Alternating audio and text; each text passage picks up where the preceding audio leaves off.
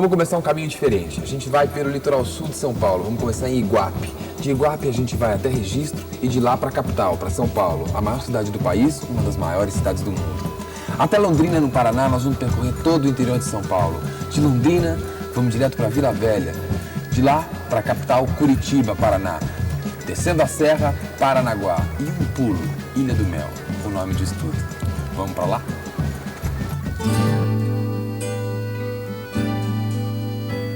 Nação de todos os santos, país de todos os povos, a força da terra é que nos uniu.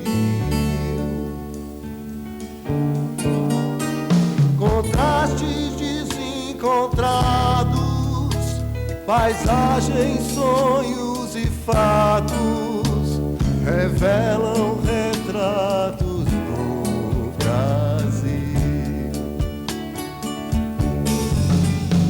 É rapadura, farinha e feijão, se a vida é dura, segura peão. É o cruzeiro no céu brasileiro que ilumina o nosso chão.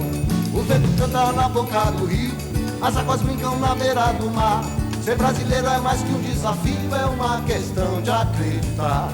É rapadura, farinha e feijão, se a vida é dura, segura peão.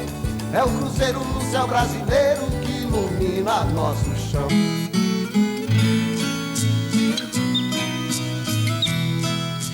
A ocupação do Vale do Ribeira pelos europeus começou, é claro, pelo litoral. Foi somente com os achados de ouro, a partir do fim do século XVI, que começaram a nascer as cidades do interior do vale. O porto de Iguape, com o apogeu econômico provocado pelo arroz no século passado, era maior e mais importante que o Porto de Santos.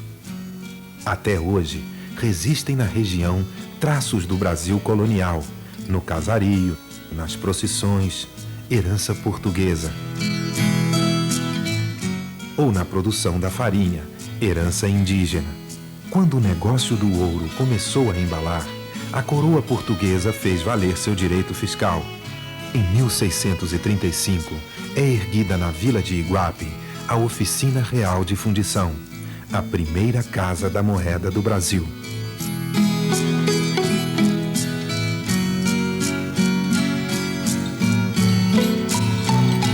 Em 1850, para facilitar o escoamento do arroz até Porto de Iguape, é construído um canal chamado Valo Grande, unindo o porto do Rio Ribeira ao porto marítimo de Iguape.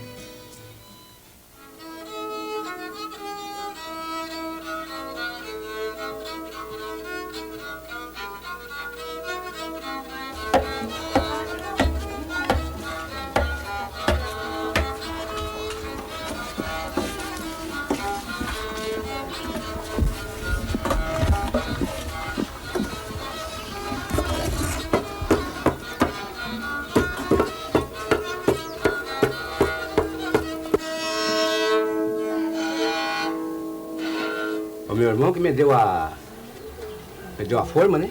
Que ele fazia. Então eu aprendi. Eu aprendi a tocar numa noite de folia de rei, né? Tem um neto meu que ele faz também, aprendeu a fazer. Tocar que não aprendeu.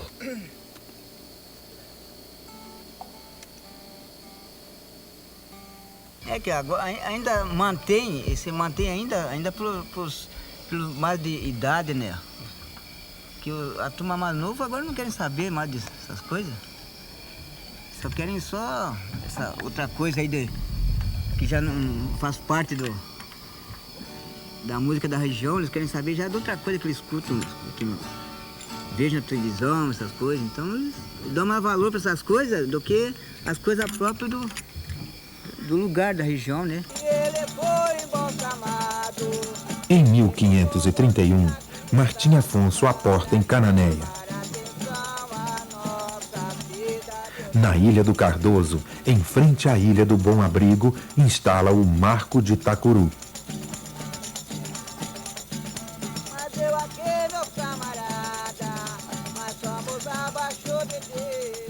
Em 1530, a Ilha do Bom Abrigo já constava dos mapas de navegação lusitanos. Na ilha de Cananéia, o povoado de Marataiama já misturava portugueses e índios. Começava a nascer um tipo de gente de vida, o caiçara. A vida caiçara é boa. Tendo peixe para sobreviver, camarão. Quando é maré forte, que é maré de lua cheio ou nova, a gente já se levanta aí tipo 4h30, 5 horas, pega a canoa, o remo, senão quem tem motor vai de motor, barco, e tem que sair. Aí pega o girivol, passa, dá as passadinhas como você vê ali, pega o camarão, coloca aquelas caixas no viveiro, depois volta aí tipo aí umas 8h30, 9 horas em casa, faz um lanche e volta pro mar de novo. Ele foi embalsamado, aí ficou com bonita vista, para chamar a atenção a nossa cidade bonita.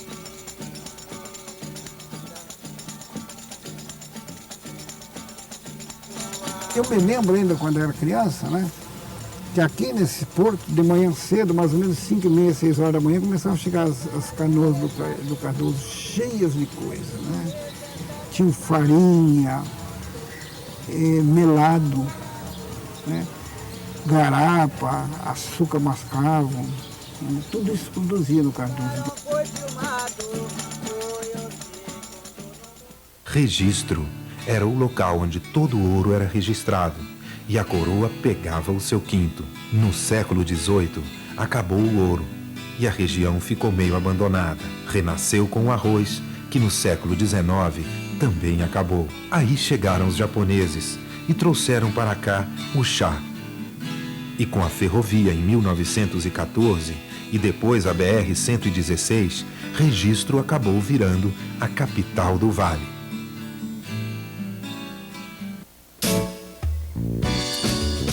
Em 1554, os padres Manuel da Nóbrega e José de Anchieta sobem a Serra do Mar e fundam no Planalto de Piratininga a povoação de São Paulo. Aqui, Dom Pedro I deu o grito de independência em 1822. Entre 1887 e 1930, as más condições de vida em seus países e a propaganda do governo brasileiro atrai cerca de 3.800.000 imigrantes. Entre espanhóis, portugueses, alemães, sírio-libaneses, japoneses e principalmente italianos. A cidade era pobre e a água potável era vendida para as casas dos sítios por vendedores que gritavam em tupi. Na segunda metade do século XVIII, o café torna-se o principal produto de exportação do país e impulsiona a industrialização em São Paulo. Mas é na década de 50, com a chegada das multinacionais, que a cidade tem o seu grande surto de desenvolvimento. Se em 1872 São Paulo era apenas a 10ª cidade mais populosa do Brasil, com pouco mais de 30.000 habitantes, hoje está entre as 3 maiores regiões metropolitanas do mundo, 20 milhões de pessoas. São Paulo constrói o cenário, a imagem de seu século, para demolir quando o gosto mundial começa a se transformar. Foi o que disse um filósofo francês chamado Roger Bastide. A palavra progresso em hebraico, hitkadmut, significa passado, curioso. Para progredir é preciso voltar e conhecer o passado. Sem um passado não existe um futuro. Com o passar dos anos, a cidade foi se transformando. Construções históricas são demolidas e no lugar de bairros tranquilos surgem arranha-céus, viadutos, estações do metrô, shopping centers e grandes avenidas. A Avenida Paulista é um marco dessa transformação. Aqui convivem lado a lado tempos desiguais. Tempos dos casarões e do tranquilo Parque Trianon e os tempos modernos do trânsito e dos edifícios. Na Paulista está também o Museu de Arte de São Paulo, o MASP. Foi em São Paulo, no Teatro Municipal, que ocorreu a famosa Semana da Arte Moderna de 1922. Oswald e Mário de Andrade, Tarsila do Amaral, entre outros artistas, organizam recitais de música, declamações de poesia e exposições de quadros que chocam o público e a crítica e lançam as bases do modernismo brasileiro.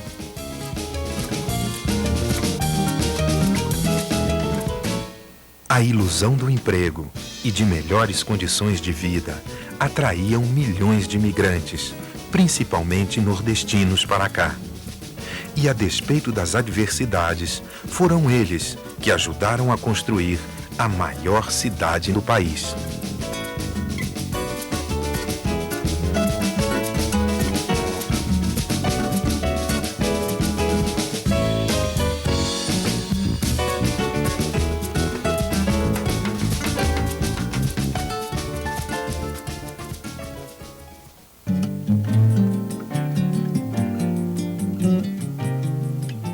Seguindo os rios ou as trilhas indígenas, os bandeirantes consolidaram rotas e caminhos para todas as regiões do país.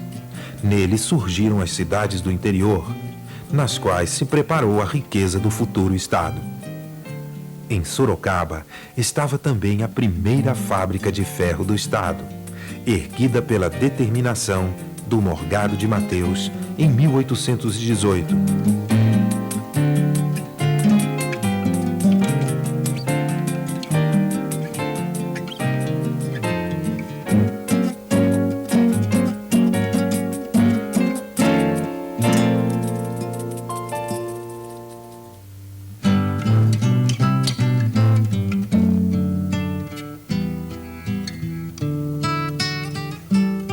É uma cidade que surgiu como Boca do Sertão, era o fim do mundo de São Paulo, a sociedade caipira, né? Os bandeirantes saíam daqui para conquistar as jazidas de diamante, de ouro aí por Minas e Cuiabá e voltavam ricos para cá.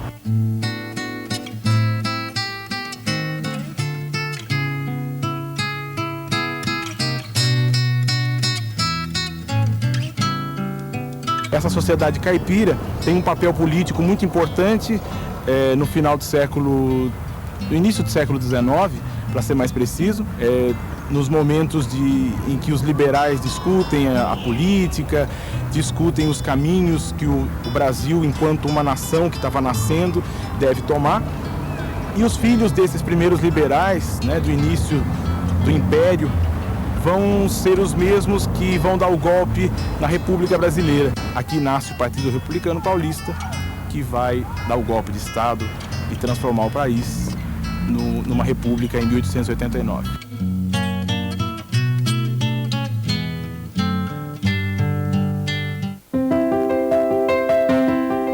Uma homenagem a Londres. Londrina. Boa terra, infraestrutura, a garra dos imigrantes brasileiros e estrangeiros.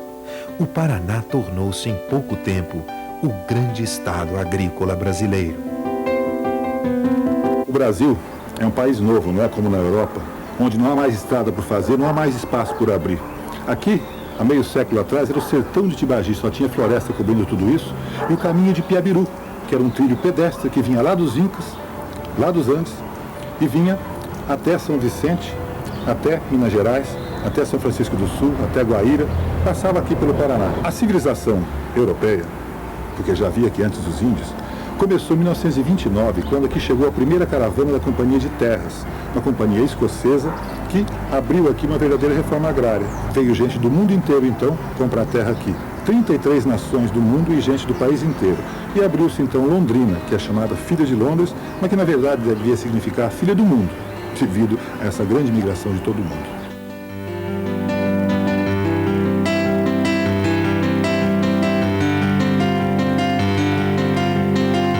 quando a Companhia de Terra chamou colonos do Brasil e do mundo todo para povoar esta terra, eles vieram antes que a ferrovia chegasse, atravessaram o rio Tibagi de balsa durante 7 anos. Por isso, era chamada a Balsa de Babel. Todo mundo falava uma língua diferente, mas todo mundo se entendia.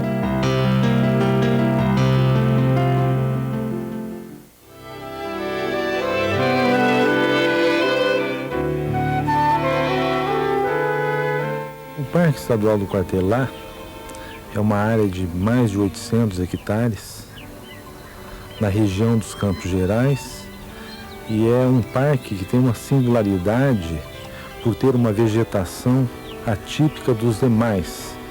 Nós temos aqui desde cactos da Caatinga, temos árvores também do Cerrado e temos toda essa vegetação natural dos Campos Gerais.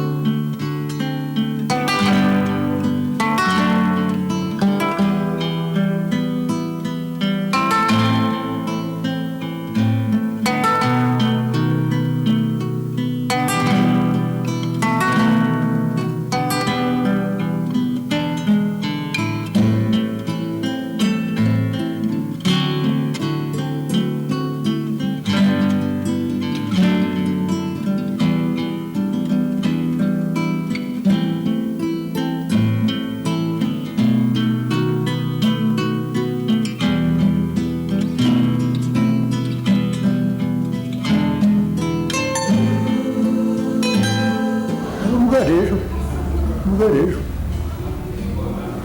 Muito pouca coisa. Era uma póvoa, era um ajuntamento de pessoas. No início foi isso. Os tropeiros, não só em relação aqui à cidade de Castro, como em relação ao trajeto, aos lugares por onde passavam, eram efetivamente transmissores de novidades.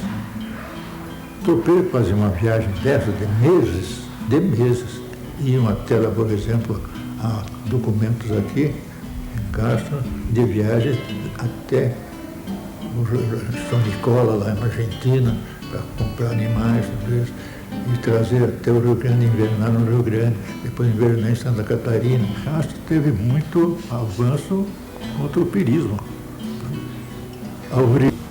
porque as fazendas serviam de invernada para refazimento das tropas, melhoria do padrão e condições de viagem. Então, a prosperidade do lugar veio do tropeirismo.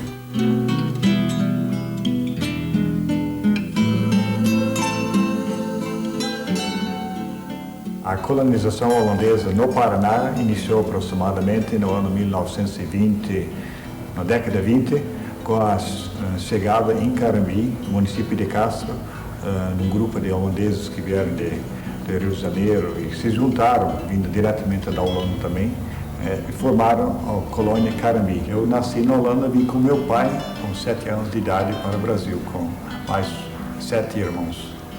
Família normalmente que vieram da Holanda são famílias grandes, naquelas épocas era normal, e um dos motivos por ser famílias grandes não ter espaço físico para pecuária e agricultura na Holanda, eles se deslocavam para emigrar para o Brasil por causa do espaço físico e áreas imensas que nós temos no Brasil. Nós somos brasileiros e nossos filhos vão ser brasileiros, só que nós temos origem holandesa, então a nossa intenção sempre é que fiquem os nossos filhos sabendo que nós somos de origem holandesa.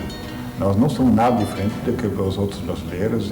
Eu me sinto brasileiro, me naturalizei, ela nasceu aqui, me sinto muito mais brasileiro do que holandês, mas faço questão de manter a tradição e cultura holandesa.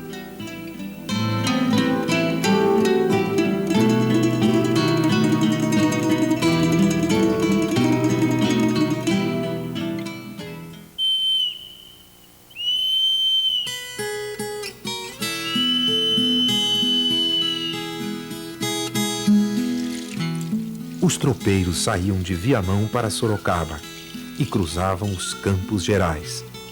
Não foi à toa que o naturalista francês Saint-Hilaire se deslumbrou com os Campos Gerais, quando visitou a região no século XIX. Os europeus, em geral, se encantaram com o Paraná. Terra boa, paisagem generosa, temperatura amena, e foram ficando pelo interior.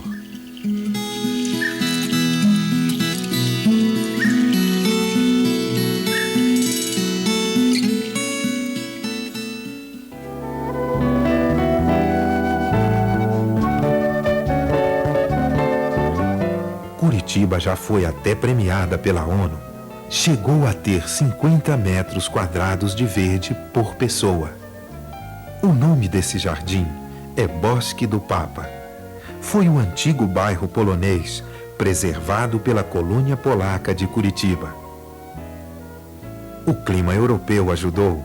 Aportaram aqui para ficar portugueses, espanhóis, alemães, austríacos, italianos, ucranianos, japoneses, franceses, israelenses, árabes.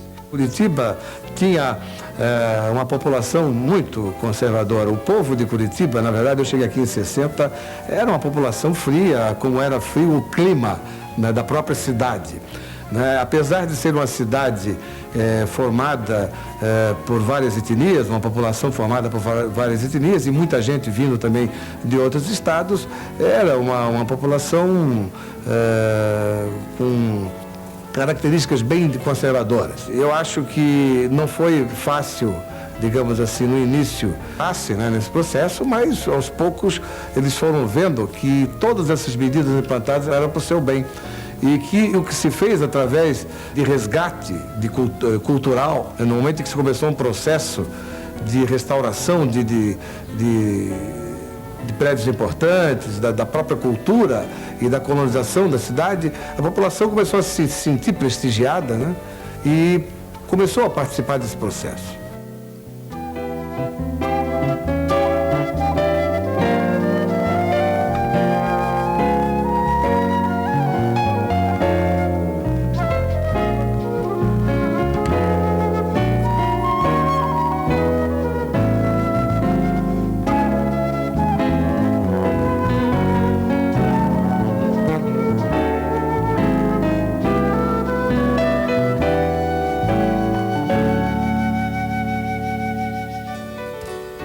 Subir o maciço do Marumbi foi uma tarefa das mais duras que os portugueses tiveram que empreender na conquista do interior.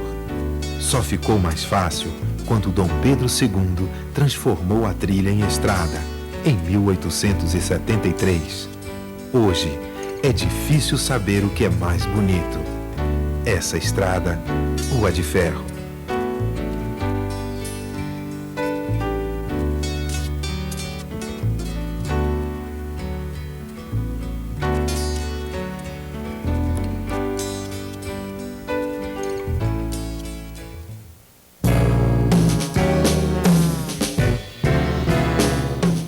O Porto de Paranaguá cresceu no fim do século XIX, exportando o mate, que vinha do Planalto, e a araucária. Foi a primeira vila quando os portugueses e espanhóis, atrás de ouro, foram se aventurando pelo litoral no século XVII.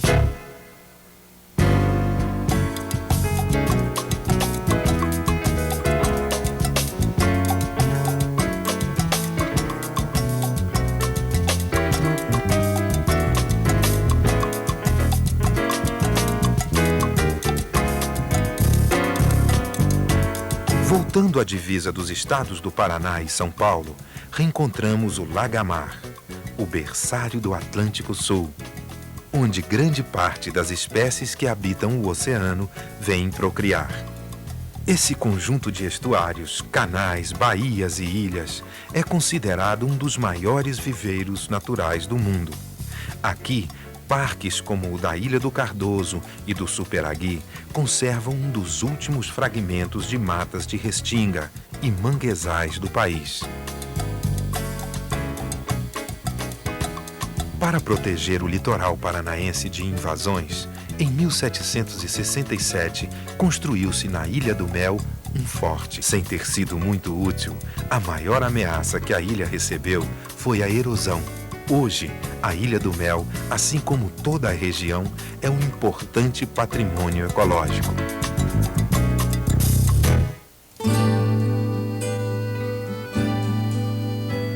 Nação de todos os santos, país de todos os povos, a força da terra é que nos uniu. Contrastes desencontrados, paisagens, sonhos e fatos revelam retratos do Brasil. É rapadura, farinha e feijão, se a vida é dura, segura peão. É o cruzeiro no céu brasileiro que ilumina nosso chão.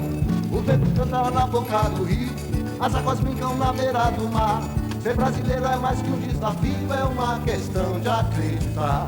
É rapadura, farinha e feijão, se a vida é dura, segura peão. É o cruzeiro no céu brasileiro que ilumina nosso chão.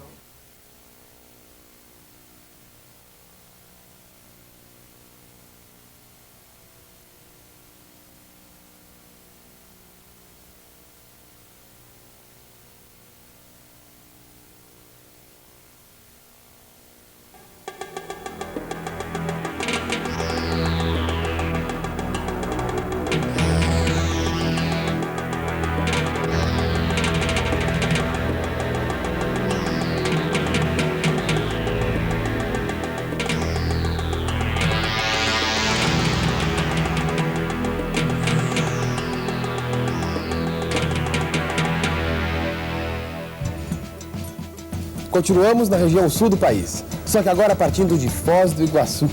Exatamente, uma região cheia de águas. De lá eu fui para Caçador, região da Guerra do Contestado. Segui pelo interior de Santa Catarina até o litoral e aí subi com destino à capital, Florianópolis. Daí, o Vale do Itajaí, Blumenau, Joinville. Vamos dar uma olhada em tudo isso?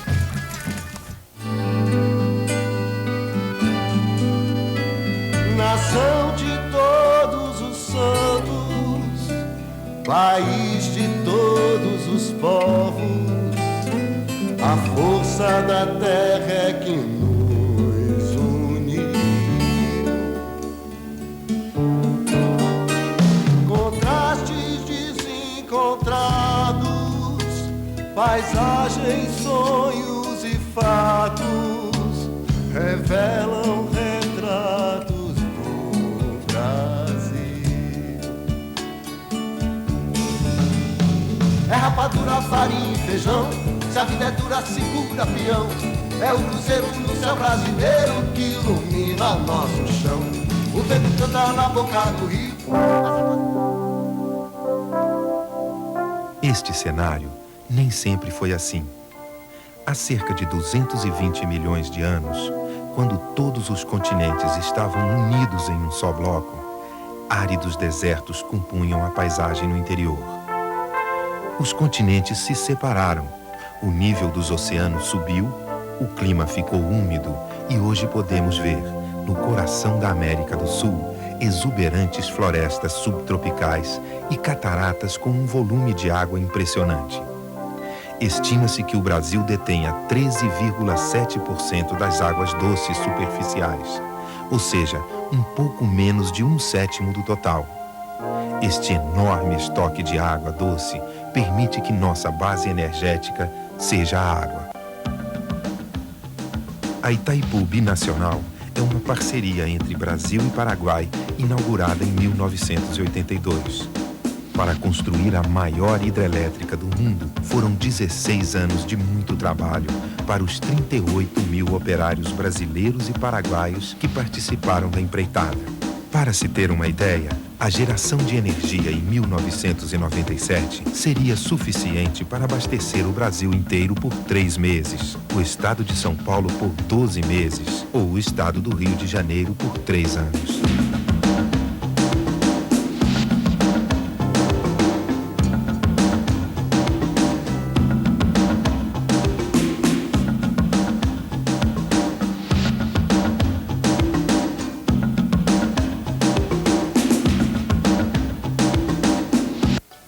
Mercosul é o Mercado Comum do Sul, parecido com o Mercado Comum Europeu. Ele é um tratado econômico que foi assinado pelo Paraguai, Uruguai, Argentina e Brasil, que envolve mais pessoas e um PIB de 900 bilhões de dólares. É muito dinheiro numa área maior que o continente europeu. Esse é o ponto dos Três Marcos, onde 3 desses países se encontram: a Argentina, o Paraguai e o Brasil. Esse é o lado brasileiro. Aquele lado de lá, do Rio Paraná, está o Paraguai, com o seu marco. E aqui, no Rio Iguaçu e Paraná, está a Argentina, os Três Marcos. Bom, o Rio Iguaçu, a gente estava lá nos Três Marcos, agora aqui, um pouquinho antes das cataratas.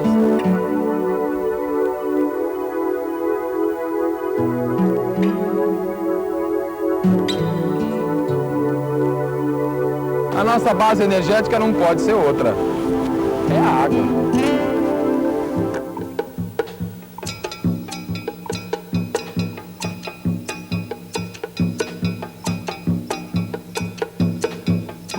Até a metade do século XIX, o Paraná fazia parte da província de São Paulo. Foi só em 1853 que adquiriu autonomia. Seu limite ao sul era a província do Rio Grande do Sul, às margens do rio Uruguai. No século XVIII, foi aberto o Caminho do Sul, que ligava o Rio Grande do Sul a Sorocaba, em São Paulo. Uma região que foi sendo povoada com a expansão da pecuária e do cultivo da erva mate. A partir da metade do século XIX, foi chegando mais gente, principalmente sulistas que fugiam da violência da Guerra dos Farrapos e da Revolução Federalista. Como se não bastasse, em 1908, uma empresa norte-americana ganhou do presidente Afonso Pena uma extensa faixa de terra que cortava 4 estados. O objetivo era construir a estrada de ferro São Paulo-Rio Grande e extrair muita madeira para vender no exterior. A região atravessada pela ferrovia foi desapropriada e a exploração da madeira acabou com a atividade dos pequenos produtores locais. Quando a ferrovia ficou pronta, em 1910, 8.000 trabalhadores de vários estados do país ficaram sem trabalho. Foi nesse ambiente de disputas, miséria e descontentamento que estourou a Guerra do Contestado. O movimento do contestado, ele surge de um processo de marginalização social promovido por uma frente de instituições. Em primeiro lugar, a igreja, de onde se forma o próprio messianismo com a constituição dos quadros leigos, os chamados monges. Em segundo lugar, o Estado, com o advento da República, faz com que as terras devolutas passem do antigo governo imperial central para os governos estaduais, gerando assim uma possibilidade do acirramento das práticas coronelistas. Soma-se a isso um fator que vem agravar essa estrutura fundiária já complicada, que é o estabelecimento das companhias estrangeiras como a Brasil Highway Company, responsável pela construção da ferrovia que vai ligar então São Paulo ao Rio Grande do Sul. Essa companhia, ela junta um grande contingente de pessoas pobres de diferentes cidades do país, leva elas para a região e no término das obras essas pessoas são simplesmente abandonadas, né? Então isso faz com que aumente ainda mais o contingente de pessoas pobres na região, despossuídas de terra e que vão então fomentar o conflito que eclode em 1911.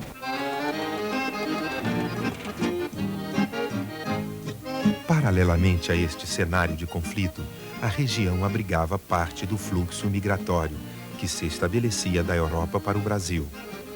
A cidade de 13 Tílias, a noroeste de Caçador, recebeu uma população predominante, estabeleceu, arranjou uma maneira de se sustentar, trabalhar a terra e manter sua identidade cultural em terras abaixo dos trópicos.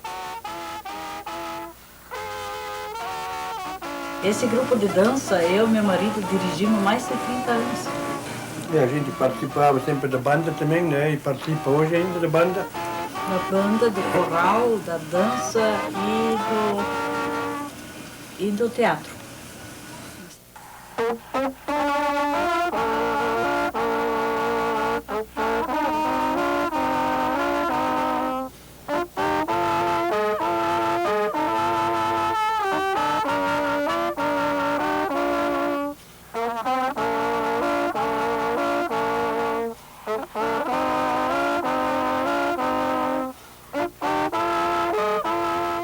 Eu sou de origem austríaca e sou neto do fundador de Três Itilhas. Eu comecei com 10 anos com o meu pai e hoje estou estabelecido em Três Itilhas.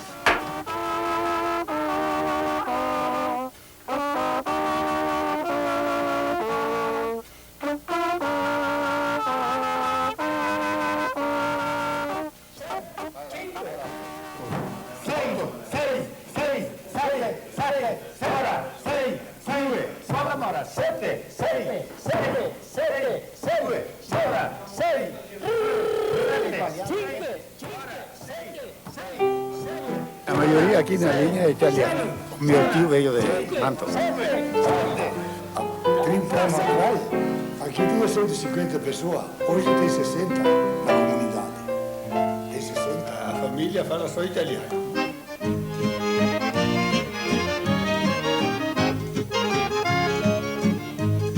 Meu nome é Cido Goede, o nome da minha mãe é Anna Goede. Warum hast du nicht Portugiesisch sprechen gelernt? Ja, weil unser Schullehrer war von Deutschland einer, der hat ja nur Deutsch gesprochen. Der hat ja kein portugiesisches Wort mit uns gelernt. Ela disse que o professor dela era da Alemanha, que não sabia falar português.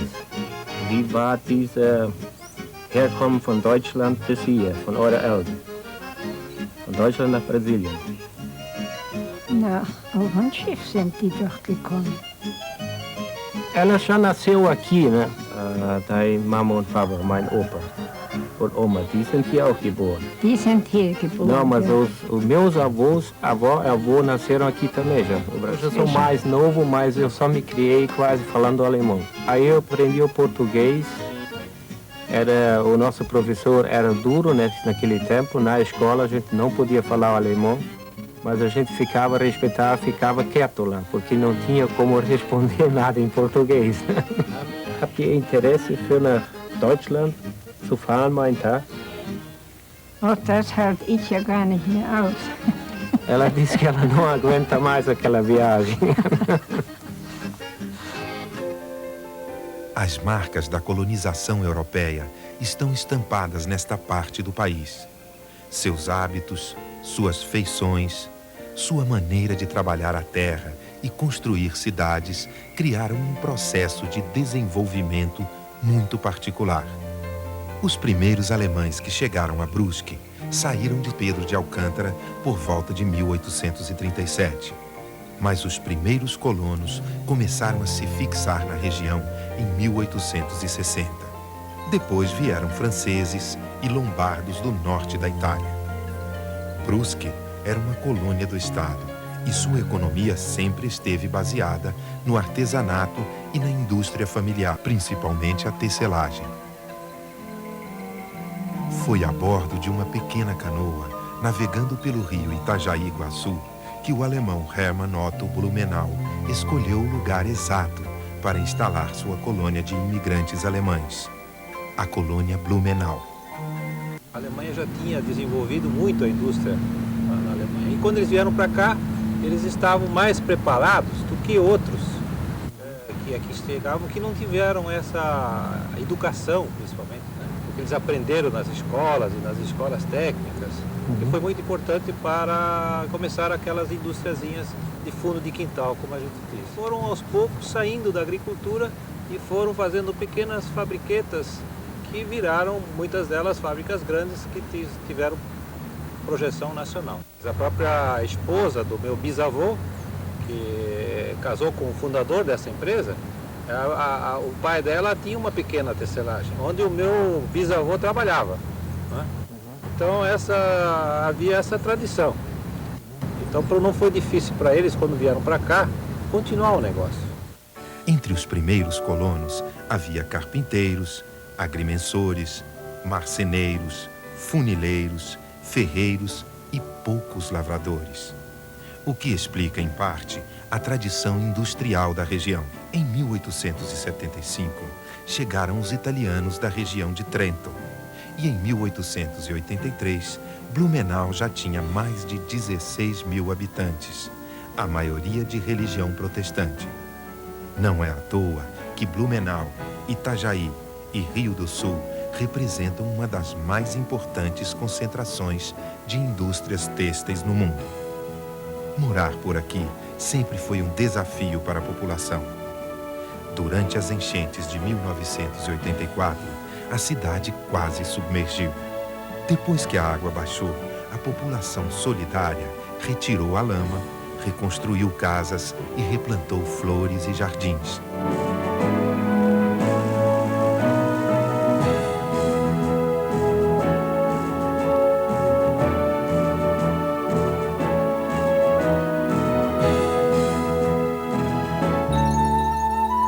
Pomerode é mesmo uma das cidades mais alemãs do Brasil.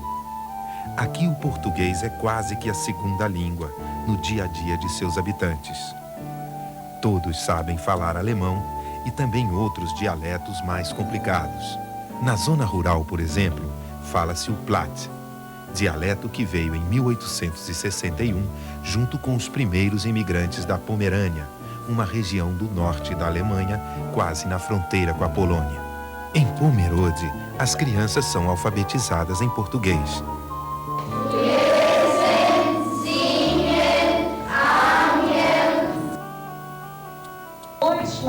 Deutschland haben die vier, das Nord, diese Hobbys hier unten. Ja?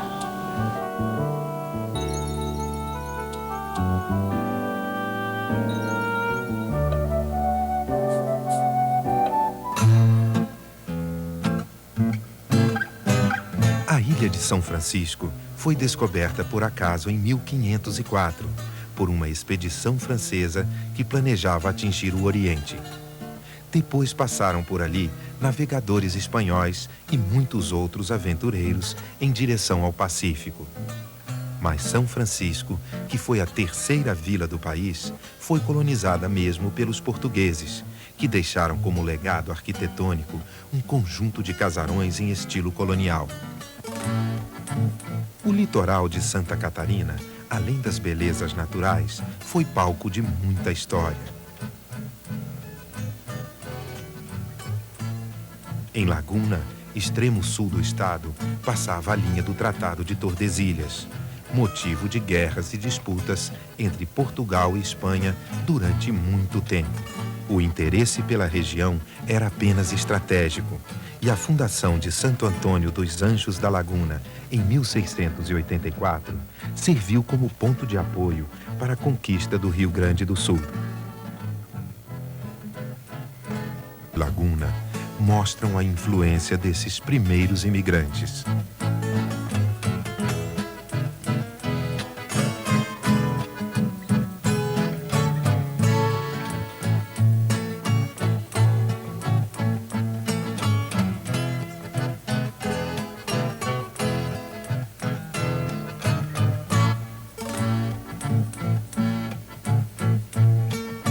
A técnica de pesca, o artesanato, a música estão presentes em quase todo o litoral catarinense.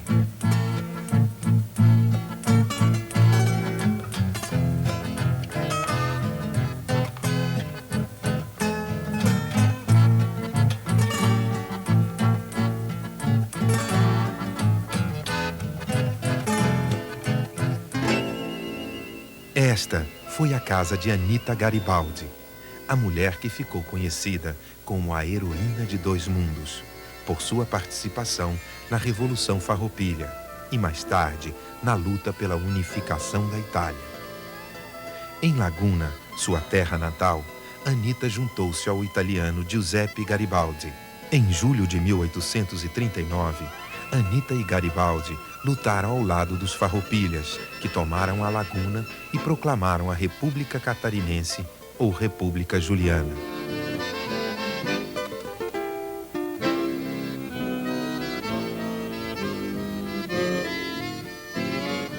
Por conta de seus portos excepcionais, a ilha de Santa Catarina foi estratégica para o sucesso dos planos militares portugueses.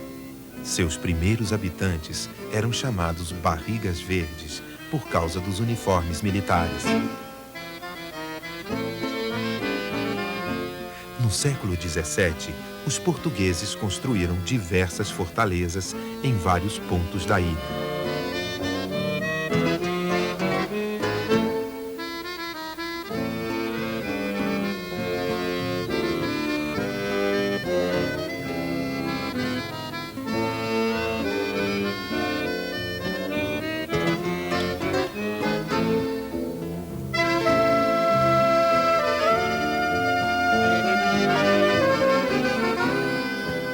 A maioria dessas fortalezas foi mandada construir na primeira metade do século XVIII para proteger a então Vila do Desterro de ataques de piratas e invasores.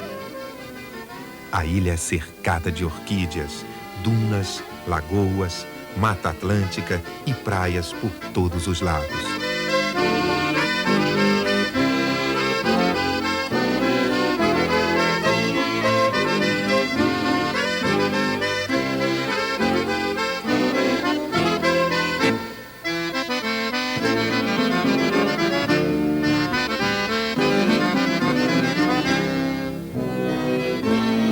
Em 1678, a Capela Nossa Senhora do Desterro iniciou o povoado que muito tempo depois seria rebatizado de Florianópolis, em homenagem a Floriano Peixoto, presidente do Brasil entre 1891 e 1894.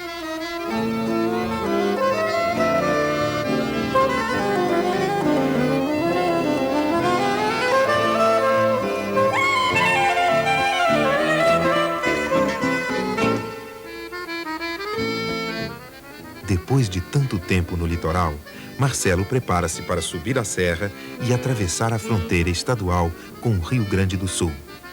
Destino: Parque Nacional dos Aparados da Serra.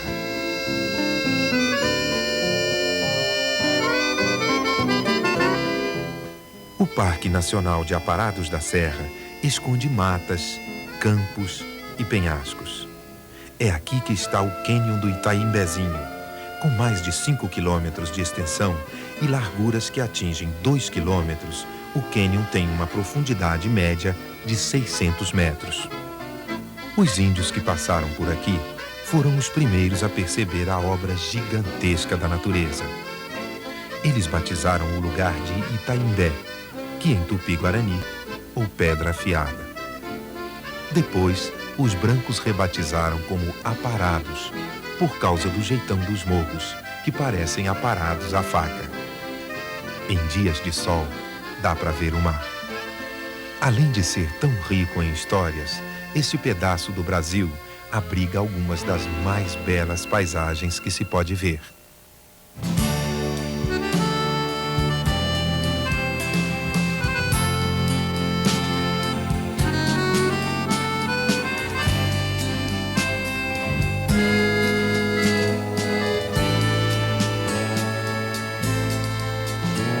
Nação de todos os santos, país de todos os povos, a força da terra é que nos une. Contrastes desencontrados, paisagens, sonhos e fatos revelam retratos do Brasil. É rapadura, farinha e feijão, se a vida é dura, segura peão.